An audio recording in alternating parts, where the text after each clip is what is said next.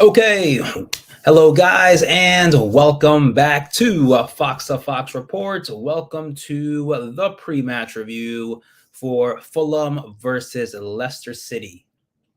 A much tougher side playing away this time over at Craven Cottage. Based on history, based on past results, playing at Craven Cottage, we came away with a 2-0, I believe, or a 2-1 victory at Craven Cottage. I know a goal was scored by James Justin. And the other, I want to say, was Kalichi Iheanacho or Madison. But anyways, this is a new Fulham side, a much more improved Fulham side, playing great football. Recently losing to Liverpool, Man City by just one goal. First going over into the comments. Leicester for life. How's it going? 2-1 is your prediction, Leicester. Yeah, it's going to be very tight. If we come away with a win, it's definitely going to be by 1 goal difference. Vardy double. Let's hope so. Currently on a 2 consistent game streak of scoring. Jaime I have went for 3-2 Leicester. A lot of goals there. A lot of goals. We'll see. I say we'll concede 2 because they're a good team and very attacking. Yes, that's the one main factor that always puts us at a much tougher spot at the start of the match. Always we concede with Everton. Unnecessary PK, unnecessary push by Castagna, and just simple mistakes like that. If it's a foul inside the box, if it's a pass back, and you have no clue where you're passing back to. Next thing you know, you have your opponent read that pass, and then you have a 1v1 with the keeper. It's just one of those things that we have consistently been making the same simple mistake that cost us matches that could have been 3 points easily for us. Against Bournemouth, we could have came away with something, but then, with the Madison pass back, being 1 goal down, that just dragged our confidence much lower. To be honest, I think we should sell Danny Ward in the summer. We are heavily linked with Anthony Patterson.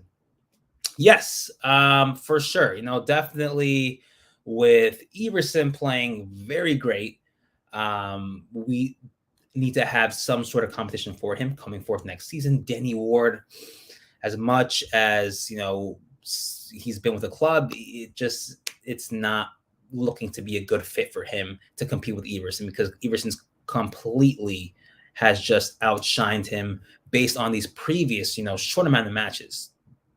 Danny Ward had plenty of matches to demonstrate how he is, and yeah, it's just been very just one-sided with Everson being a top keeper compared to Danny Ward.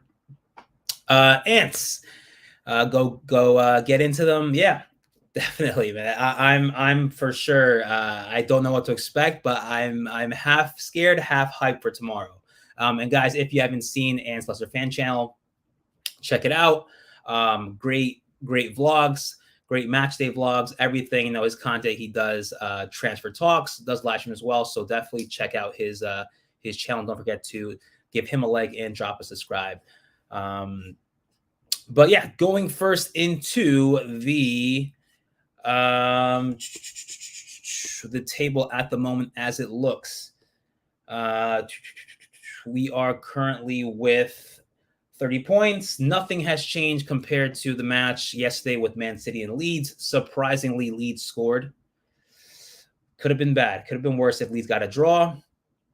Man City were definitely resting some players, thinking about their next match against Real Madrid.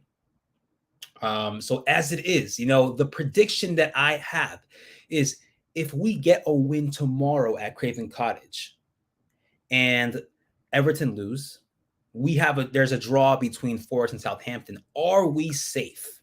Because going into these next 3 matches now for Leeds, I don't see them winning. So I write them off for the rest of the season. I write them as all losses, and I say that 19th place or that second spot in relegation next to Southampton will be Leeds. That leaves Everton and Forest, the last 2 to compete with. West Ham, not yet. Depending on if we beat Fulham, they'll be contenders to compete with. But But certainly, I think, if everything goes well, we get the win against Fulham, Forest draw against Southampton, or if Southampton beat Forest, and if Everton lose to Brighton, I think with those 3 points against Fulham with us, we are technically safe. And just would be on the lookout for that last relegation spot. But yeah, I think it's going to be quite an interesting turnaround if we come away with 3 points against Fulham. Of course, let me know what you guys think with that prediction. And first, going into Everton with their last remaining fixtures. Like I said, they are playing Brighton next. That is tomorrow. So just let's see. Yeah. So after the match against Fulham, you'll have Brighton versus Everton. Based on Brighton doing well, I don't see them losing or struggling against Everton. Everton, a team that surprisingly with us, we gave them, or they gave us a match to play for, and it could have gone either way. It could have gone worse for us losing at the KP. But anyways, after that, they play Man City. Man City's still competing for that first place spot. It's not secure yet for them, so certainly they don't want to lose that match. I expect them to beat Everton at Goodison Park. Wolves currently on the streak. They beat Aston Villa, a very good Aston Villa side, losing to Wolves, the team that we beat. Playing at home too at the Molineux Stadium, I see them losing that match, Everton, and then Bournemouth will be the last match on Championship Sunday. So I say, yeah, they lose their next 3 matches, and certainly Bournemouth would probably want Everton to go down. So I am 100% for sure Bournemouth will do what is possible to upset Everton on Championship Sunday and have them relegated. Going into the comments, what do we have? Yes, our goal difference is very good. That is the one thing that's keeping us right now at the top compared to Forest and I want to say, is it Leeds with 30 points. Fulham aren't looking as good as they were at the start of the season. Yes, with injuries and suspensions, that has benefited us. And I will get to that right now. We need to draw Southampton, I think. And I did say I think Southampton could win. Yes, so right now it's now or never for Southampton. They need to win their next match or they're mathematically out, I think. And just going into their matches just to see, what they have up next. As we know, they do have Forest. So let me go ahead and just show you guys that with their remaining fixtures. Let's see. So, yeah. So Forest and then Fulham, Brighton, Liverpool. If anything, these next 2 matches would be a chance to get some points. I don't see them beating Brighton. I don't see them drawing against Liverpool, nor beating Liverpool. Same thing goes for Brighton. I don't see them drawing against Brighton either.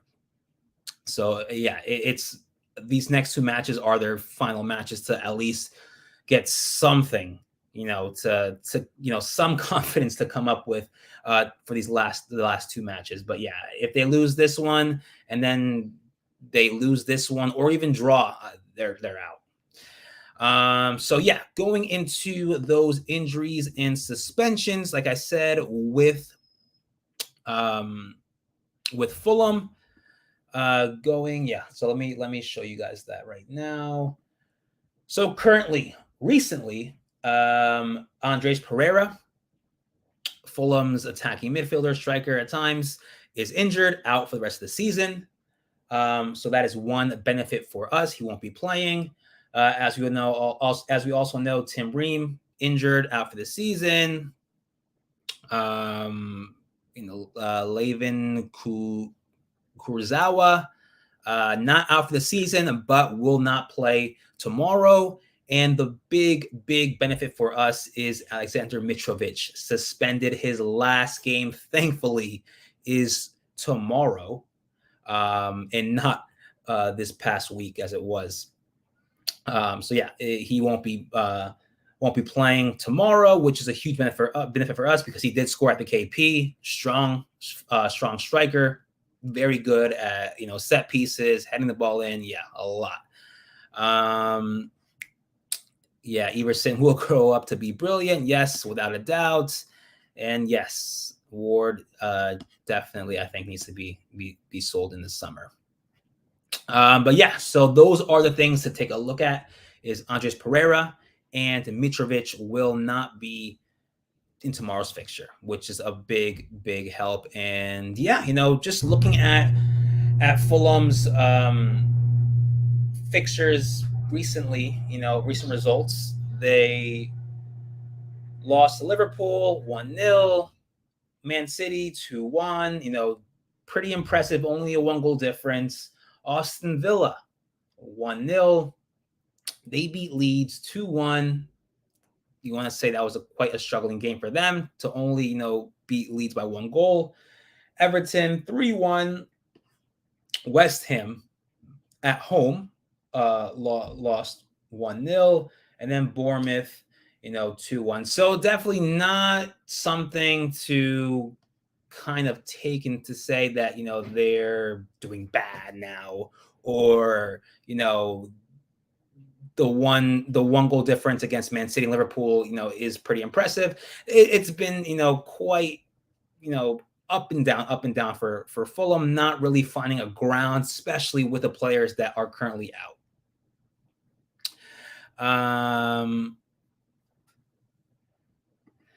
Let's see. By the way, Jeff, do you remember me? I can't say I have. There's a lot of people that I'm trying to familiarize myself with. I met a lot of people. Can't say. Do we have Liverpool after Fulham? Liverpool looking much better. I said we'd win a couple of months ago. But now looking, yes. So we do have Liverpool after Fulham at the KP. And certainly, if we get the 3 points at Craven Cottage, then without a doubt, will my confidence be much, much higher than it is going into that match at the KP, playing Liverpool and beating Liverpool. And I think for sure that will be set in stone, our safety for Premier League next season. So yeah, that's going to be something very, very, very big for us if we get 3 points. Based on how we've been playing, it's it could go one way or the other. We had a chance against Everton, didn't take it. We drew. We had a chance against Leeds, didn't take that either. We drew. In a lot of matches, so it's going to be something to certainly be one to sit back and see what happens. But yeah, it's the last 4 matches we have left, and we have to certainly see, realize that these next matches are important and we have to rack up 3 points. 4 points, mathematically speaking, I think will keep us safe. So that could be either a win tomorrow and a draw against Liverpool, or a win tomorrow and draw against West Ham in the final 3, or in the final match. That is Championship Sunday at the KP. Hopefully it doesn't go all the way to that match, but yeah, that's certainly something that we have to certainly try to get as soon as possible. Like Dean Smith said, certainly does not want to wait till the last match of the season to determine our safety, more so get that now. Yeah, lots of Monday games, so 3 more to go. Tomorrow, Liverpool and Newcastle, and then Sunday is the Championship Sunday against West Ham. Perez and Albrighton. Not sure about Albrighton, but Perez certainly. Looking at Perez, how he's been playing, looking at Tete, how he's been playing in that right wing position, there's not much of a difference, nor to say Tete is much better or Ayoze Perez is much better, but certainly with consistency, I want to say, and just knowing how we play, Perez takes that lead just a slight bit. Yeah, I mean, Albrighton playing as a right back, I somehow don't see, why that had happened. but it's quite, like why would you put him there? He's not that quick. Frankly, he's not as strong, and he kind of loses the ball at times. And Samori, yes, Samori is looking a lot better, much more confident now with Dean Smith in charge, and certainly with consistency now based on the match against Everton, against Samori. There is that just explosiveness from Samori that we need to see a lot more. But I don't write him off, to be sold this summer. He's definitely a good, valuable player, and I give him next season, now with a new manager, not Brendan Rodgers, to see what he does, and then we'll analyze that, at the end of next season. Albright went in for left mid to right mid to right wing. Yeah, he played so many roles. Looking at how he played over in the Championship for West Brom, that seems to be his level. Where he does fit in. If we could perhaps do something about that, maybe sell Brighton or just loan him out again. I think the Championship is where he needs to be, and like I said, that is his level. We should give Daka a chance, in my opinion. Yes, the players that Brendan Rodgers has written off, not played as much. I think everyone, deserves a clean slate now with Dean Smith in charge, and then whoever comes in for the following season, certainly go from there and see who truly needs to stay and who needs to go. But going now into the lineups that I want to see, or that we've already saw against Everton. Let me just go to that right now. And that was with a 4-3-3. We went with quite surprising selections that we saw was Luke Thomas playing right or left wing or left back instead of Christensen. And Ndidi starting, not really putting KDH or Tete, and Madison putting him on that right wing spot where he preferably, doesn't want to be. He wants to be in the middle. I think it could have gone, much better if Tete were to take that right wing spot and then Madison in the middle, not playing Ndidi and keeping Samori and Tielemans in that defensive midfield position. But somehow it did work. It did work, but the opportunities we missed, and that is important. Should we go with that formation and line up again? Preferably, I would not say so. Not entirely. 4-3-3, great. Let's go with that. But we should include Tete in that right wing spot. We need a skillful player. And Anthony what's his name?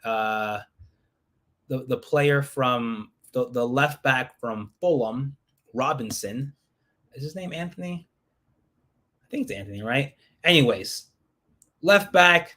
I don't say he's good with a skillful or going up against a skillful, trick, style type of player like Tete. So I think that would be a big advantage to include Tete on that right wing spot and certainly cause some mayhem against Robinson, and of course Madison in the middle, and putting Christensen, in that left back position once again. Thomas played okay, a little more than I expected. Played great, in some way against Everton, but that goal the second goal from Everton, I think, was kind of his fault for not necessarily getting to the ball as quickly as he could. But yeah, it's something.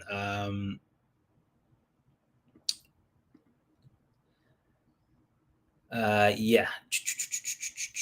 So wait, you think Christensen was terrible against Leeds?